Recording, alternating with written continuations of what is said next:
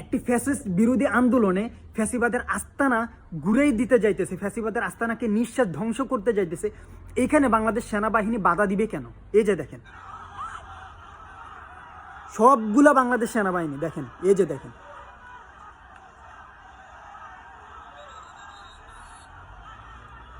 ছাত্ররা ভুয়া ভুয়া বলে চিল্লাইতেছে।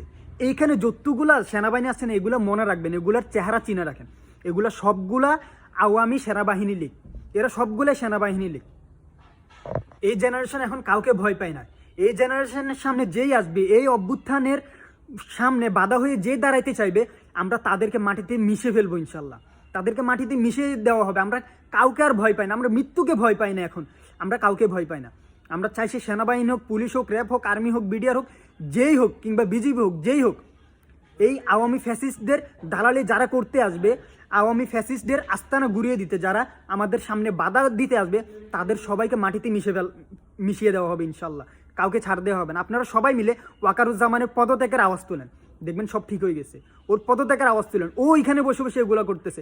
আওয়ামী ফ্যাসিস্টদের আস্তানা ভেঙে দিচ্ছে আমরা, ওইখানের মধ্যে মসজিদ নির্মাণ করব আমরা, সেখানের মধ্যে যাতে আবার দ্বিতীয়বার ওইখানে এসে স্থান না বসে, যাতে বাংলাদেশের মধ্যে আবার যাতে অরাজকতা, বাংলাদেশের মধ্যে যাতে গুনগুন হত্যা ইত্যাদি যাতে আবার তৈরি করতে না পারে, আমরা এই জন্য এই পদক্ষেপ নিচ্ছি। সেনাবাহিনী কেন এসে আমাদেরকে বাধা দেবে? এরা নিশ্চয়ই আওয়ামী সেনাবাহিনী লীগ, এরা বাংলাদেশের মানুষের সেনাবাহিনী না।